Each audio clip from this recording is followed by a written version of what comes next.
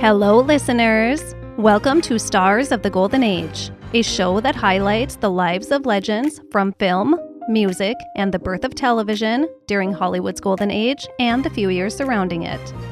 I am your host, Erin Carlson.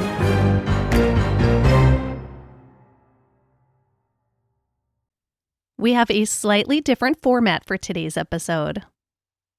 I will be discussing two individuals today, Hedda Hopper and Louella Parsons, the two most famous gossip columnists from the golden age of Hollywood. These two women knew it all.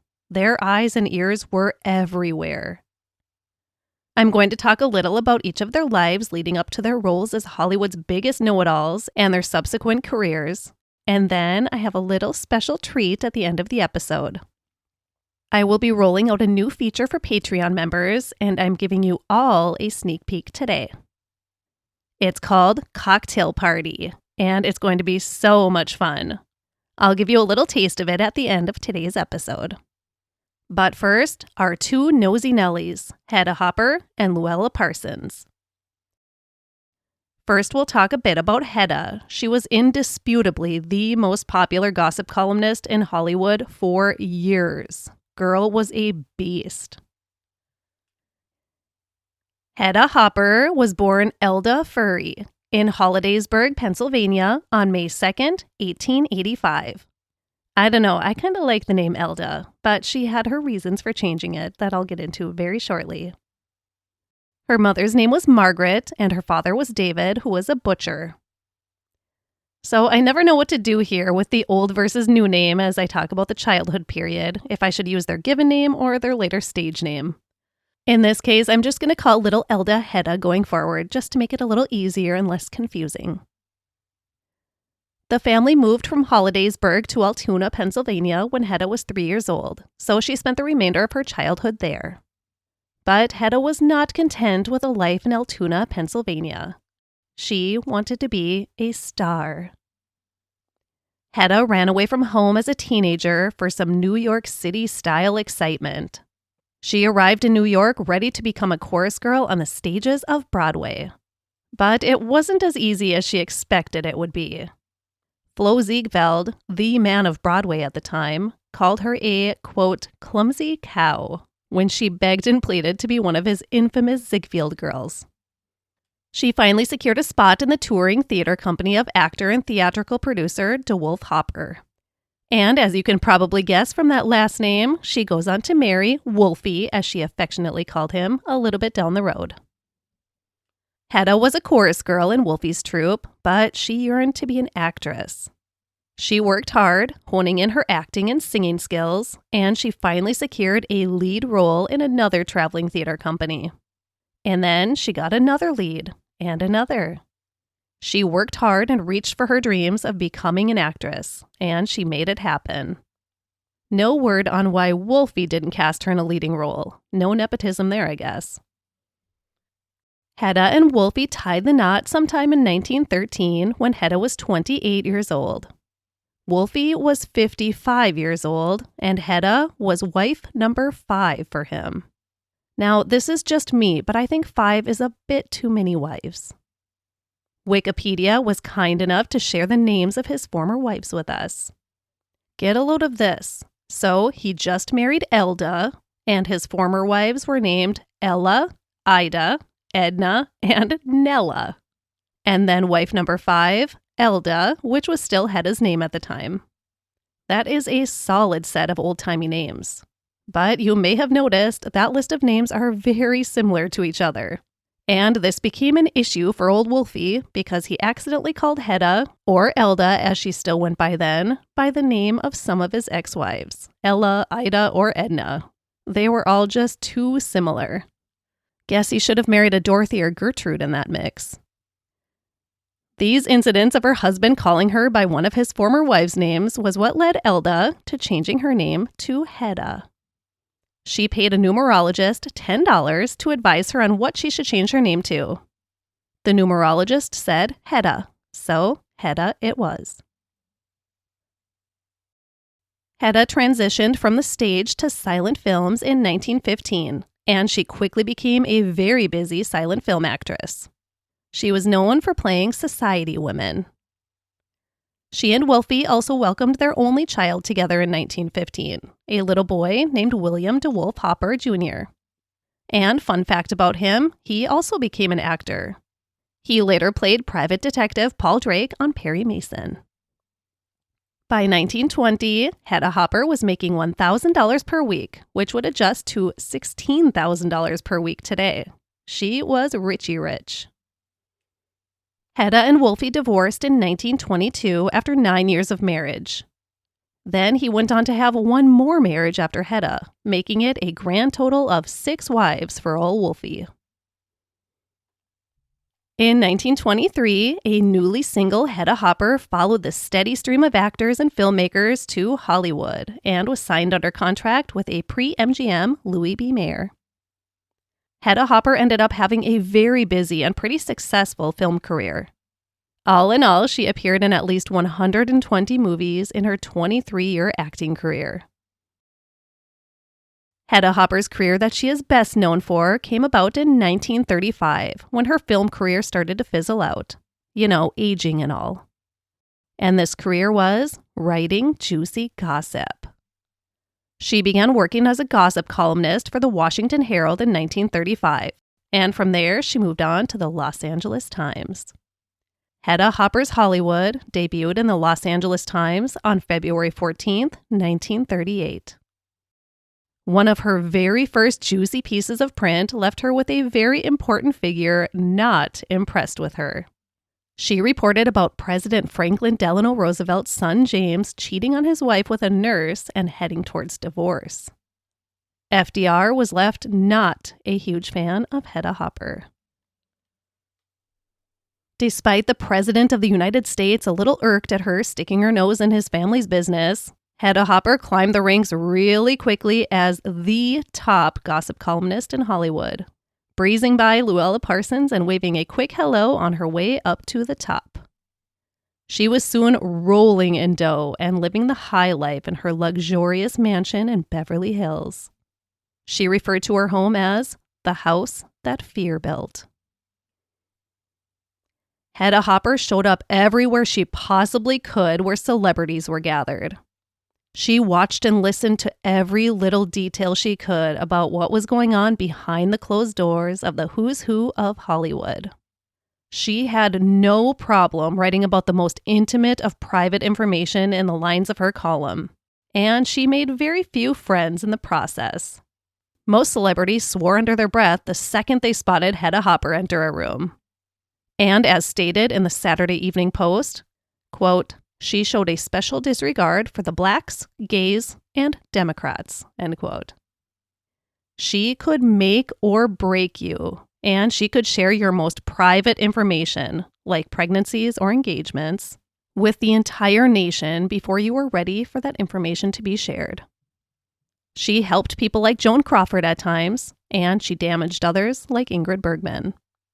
Revenge always tasted really, really sweet on Hedda Hopper's tongue. Aside from her Nosy Nellie gossip column, Hedda Hopper also did some radio work. She had an acting role in the radio soap Brent House in 1939, and then that same year she launched her own radio show, The Hedda Hopper Show. This was a short 15-minute show that aired 3 times per week for 3 years. After that, she did a few different weekly broadcasts for the next few years. In 1960, Hedda Hopper hit the small screen with a series of television specials called Hedda Hopper's Hollywood. She had guests such as Lucille Ball, Anthony Perkins, James Stewart, Gloria Swanson, Liza Minnelli, Walt Disney, and Marion Davies.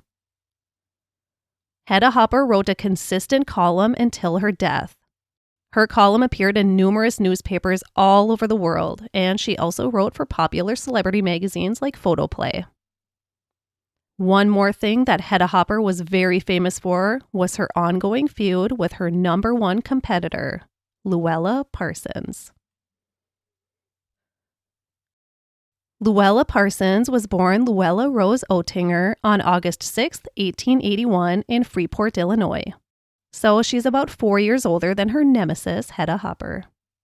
She had always been a natural writer, and by high school she knew she wanted to be a writer or reporter as a career. Louella graduated from high school in 1901, and she enrolled in Dixon College in Dixon, Illinois.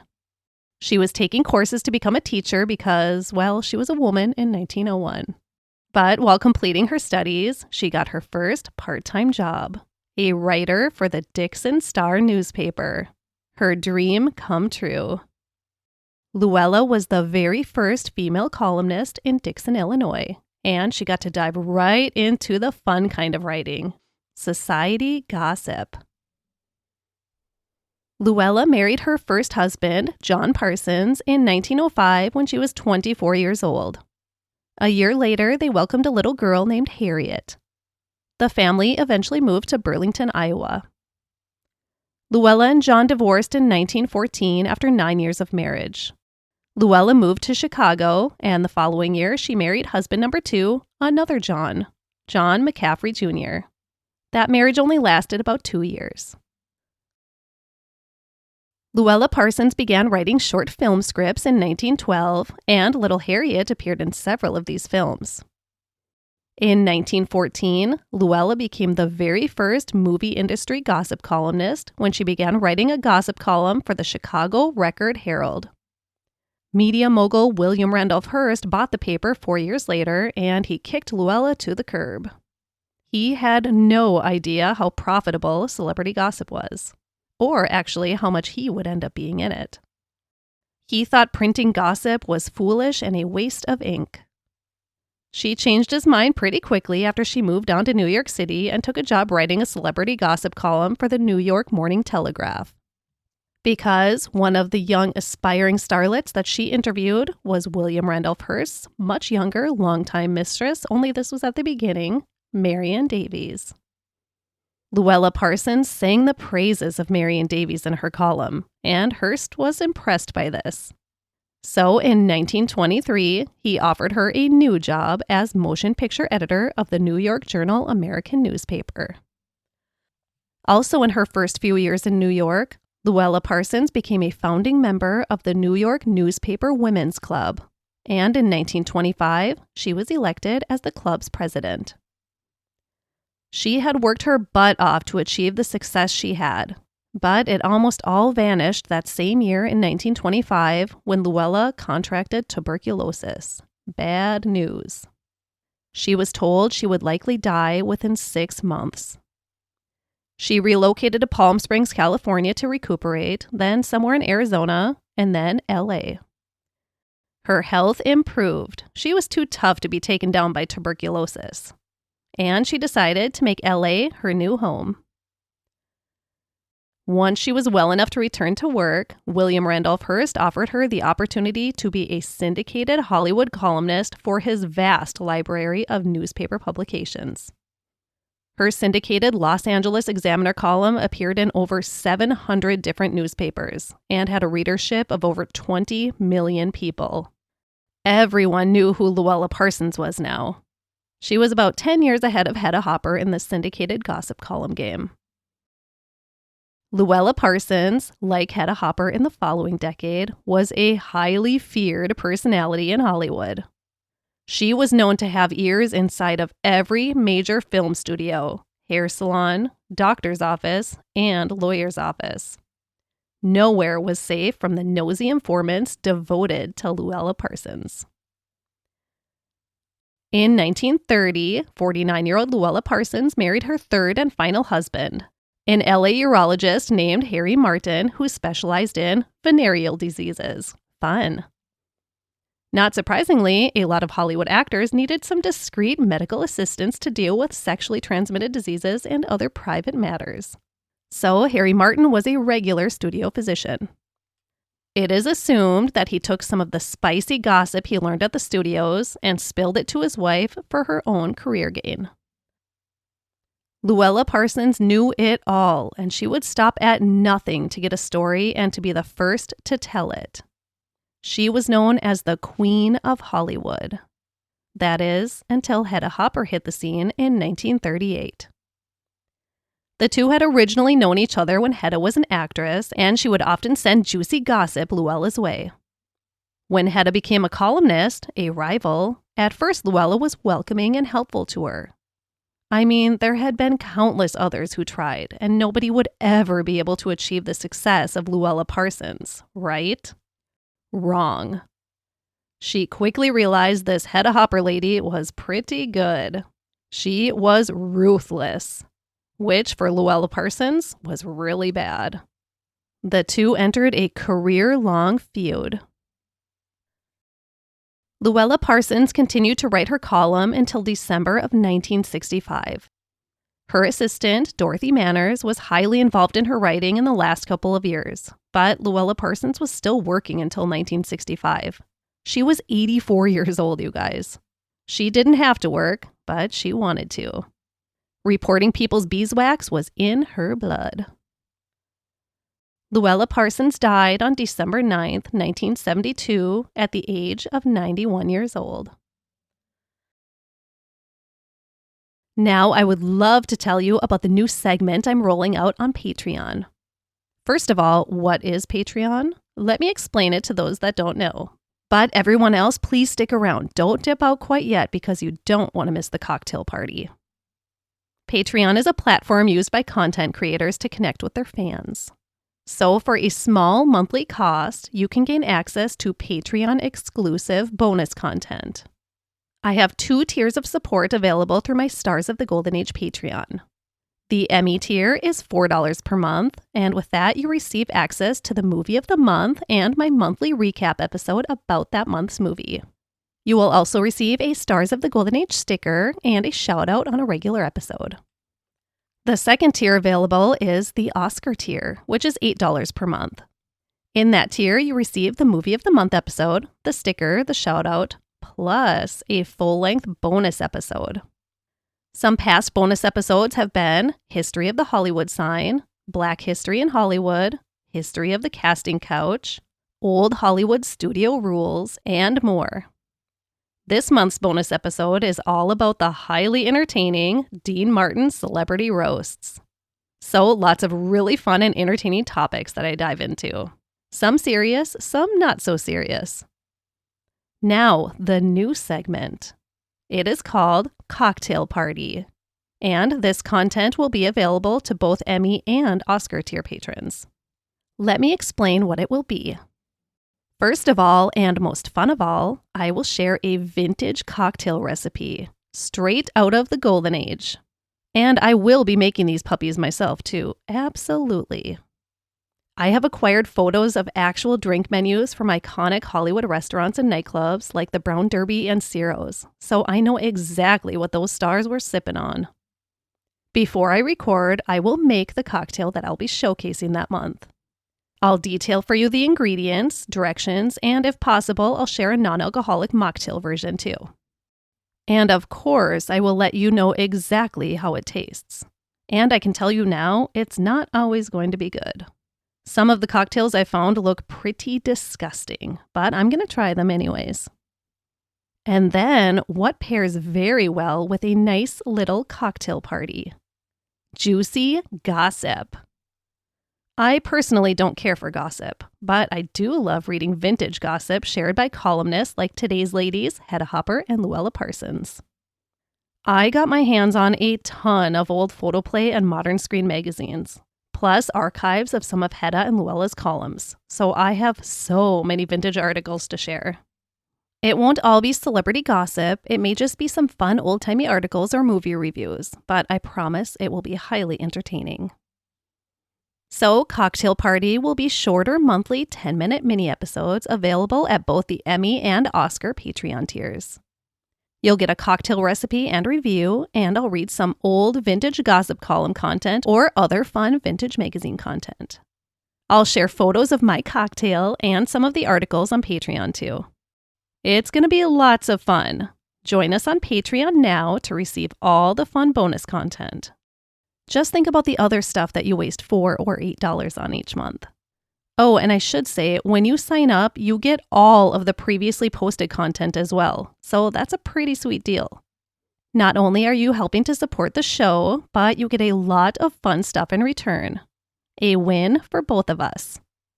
Come on over to the cocktail party. Cocktail party episodes will drop on Patreon the second Wednesday of each month. And I'm going to give you a little sampling right now.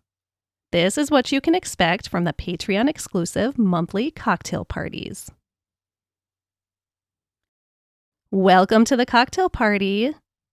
Come on in, mix a drink, and let me take you back in time with some juicy stories. First, cocktail time.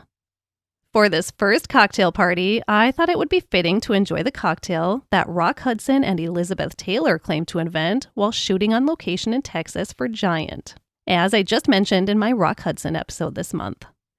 The chocolate martini. Here's what you need. It's pretty easy. Vodka, chocolate liqueur, such as Bailey's chocolate, and chocolate syrup, like good old Hershey's syrup. I had a white chocolate Irish cream on hand, so that's what I'm using.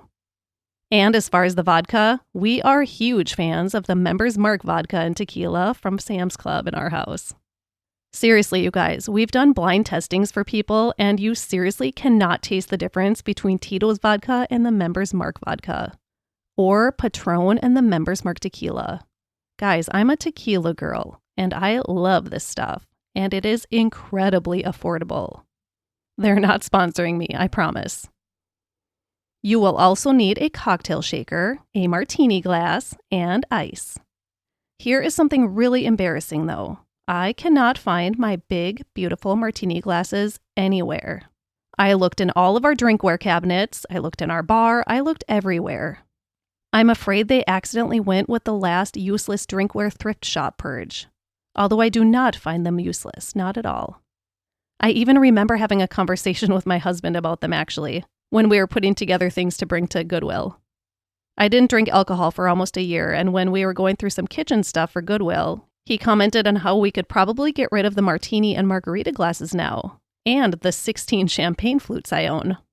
I made a big stink about how just because I didn't drink alcohol, I still deserve to drink beverages out of fancied glasses. So the martini glasses are a mystery. I know I would not get rid of them. Not on purpose, at least. All of the other types of drinkware are safe and sound. So as my new martini glasses make their way from the Target distribution center, today I am using a glass Irish coffee mug. What's in the glass is what matters most, right? Now, I like to get a little sassy sometimes, and I'm addicted to caffeine, so I'm adding a little bit of instant coffee into my chocolate martini. I use the Starbucks instant coffee because it's so rich and delicious, and it's really fine and easily dissolved. Fun travel hack, instant coffee is my number one travel item. I have to bring it everywhere. Good instant coffee. Because I need coffee the second I get up in the morning, and I'd rather have Starbucks than the crap that they have in those hotel pods. Okay, back to our cocktail. Here's what you do to put it all together. Pretty easy. You're just going to put equal parts chocolate liqueur and vodka in your cocktail shaker. I did 2 ounces of each since I have this giant mug to fill. Since I'm using white chocolate liqueur, I added a little squirt of Hershey's syrup, because why not? Then, if you want to turn this into a mocha chocolate martini like I did, add in about a half a teaspoon of good instant coffee. Then, put a few cubes of ice into your shaker with your cocktail ingredients, cover that thing up nice and tight, and shake away. Before you strain it into your martini glass, or Irish coffee mug in my case, take your Hershey's syrup and drizzle it nice and pretty down the sides of your glass. Pour in your chilled martini, thank Rock Hudson and Elizabeth Taylor, and sip away. For an NA version of this cocktail, Bobby Flay's recipe is 1 cup of cold milk, a 1/4 cup of chocolate syrup, and 1 tablespoon of corn syrup. And some of that instant coffee if you desire. Shake that stuff up and pour into 2 prepared martini glasses. Voila!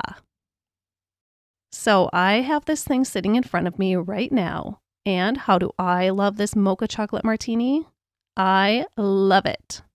I love chocolate and I love coffee. And well, I don't hate vodka. So this thing was going to have a really hard time disappointing me.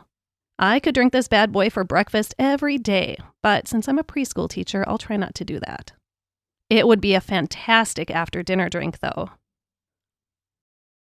Now, while I'm sipping away on this delicious mocha chocolate martini, let me tell you about the gossip I have to share with you today. I thought for this first cocktail party that's included at the end of the Hedda Hopper and Louella Parsons episode, it would be fitting to share some of Hedda and Louella's column content. And also, circling back to Rock Hudson again, I'm going to share a little bit from that photoplay article that I referenced in his episode. First, Louella Parsons. I'm going to read a little from Louella's column from December 22nd, 1937. It is titled, Elite of Films Enjoy Disney's Snow White. She begins, quote, a well-loved and popular fairy tale came to life last night at a Gala Carthay Circle premiere.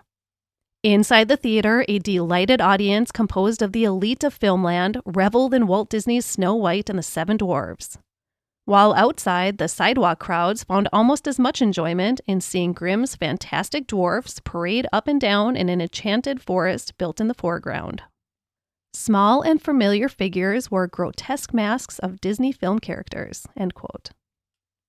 Parsons goes on to compliment Walt Disney and his team for this outstanding first animated feature film, and then writes, quote, for the first time in the history of motion pictures, a premiere was held at which no players could be introduced.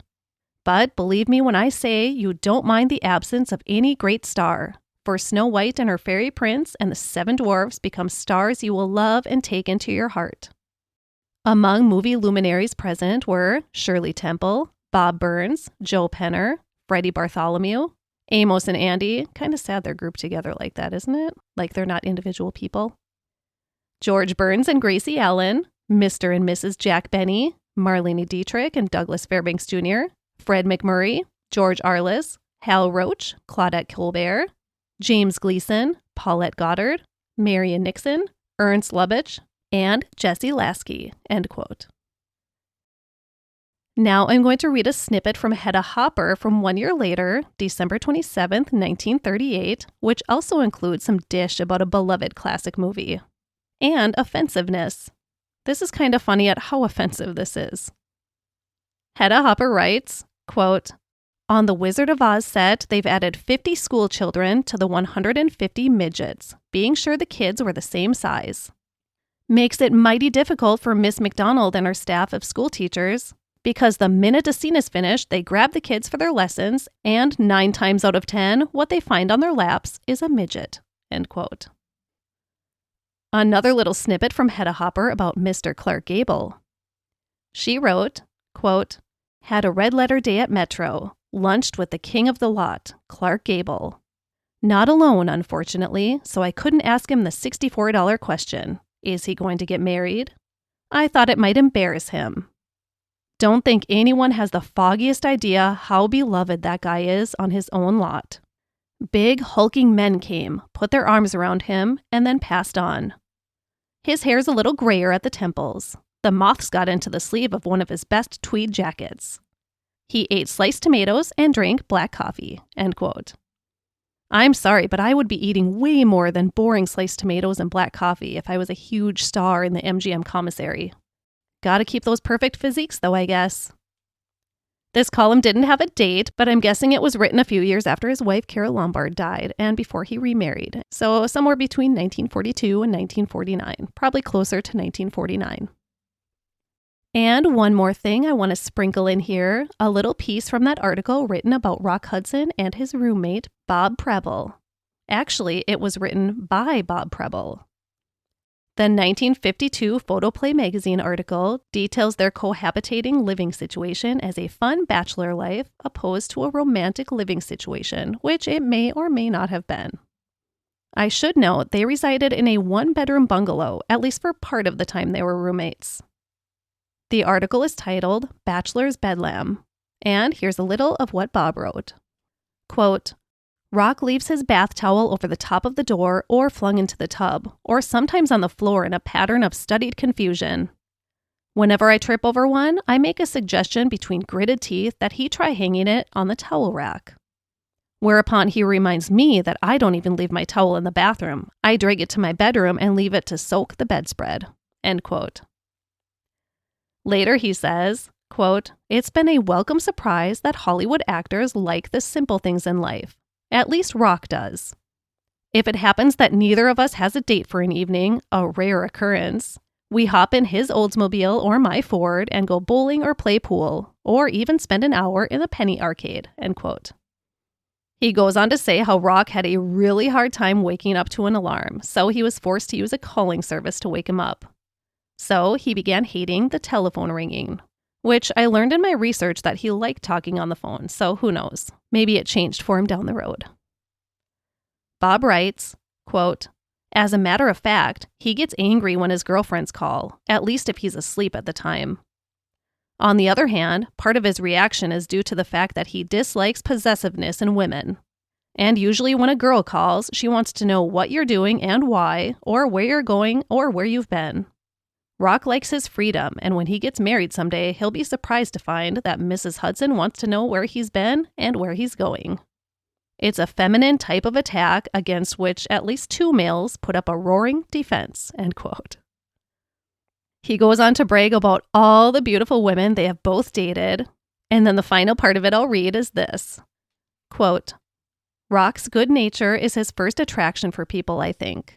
They conclude that he's a big, overgrown kid who doesn't require much probing. I know better. Actually, he's a pretty complex guy, but he doesn't let people know unless they're close to him. He is moody at times, usually when he's depressed about his work, and he has a temper that simmers for weeks, then comes to a boil and finally explodes. But it's over in a hurry. He picks up something, anything, and throws it. And a minute later, he's putting a record on the phonograph," end quote. Rock and Bob lived together for a few years, and after learning about how much Rock Hudson valued his privacy, I'm sure this article was a really, really difficult thing for him to agree to. It is highly speculated that it was a big publicity move to prove his heterosexuality, or to hide his homosexuality, I should say. Well, my cocktail glass has been empty for a little bit, so it's time to sign off until next time. Cheers, everyone! Did you enjoy this little sampling of Cocktail Party? If you want more, you know where to find it. Patreon.com/Stars of the Golden Age podcast.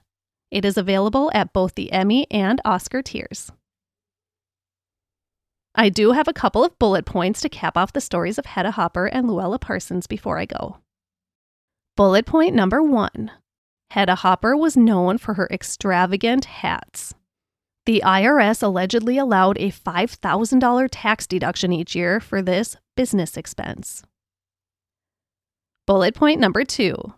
Louella Parsons learned how to juggle so she could entertain her own wedding guests at her second wedding. That seems like an odd thing to do. Bullet point number 3. Louella Parsons' only child, daughter Harriet Parsons, grew up to be a film producer. She first worked as a writer at MGM, then a columnist for Photoplay and Hearst Publications, and then she became a film producer with Columbia Pictures and RKO. This was smack dab in the middle of Hollywood's golden age, so female film producers were not common at all. She continued to write a regular column, just like her mama, for the rest of her adult life. In conclusion, Hedda Hopper and Louella Parsons were way more outgoing than me, but I respect their drive and ambition so much. I'm not afraid of hard work, but I am afraid of confrontations and having people be mad at me, so gossip columnist was definitely never a career aspiration for me. Both of these women worked their way to the top of their field in a time when it was extremely difficult for women to achieve such success. And because of them, we have a very candid insight into life during the golden age of Hollywood. And I cannot wait to share some of that insight with you as we embark into the monthly cocktail parties. Thank you, Hedda Hopper and Louella Parsons, for preserving history for us. And thank you all for listening. For this episode, I used an article from the Saturday Evening Post titled, "The Career That Fear Built. Hedda Hopper Ruled the Gossip Business." CartoonResearch.com, the Once Upon a Screen classic film blog at aurorasginjoint.com, Wikipedia, foodnetwork.com, and IMDB.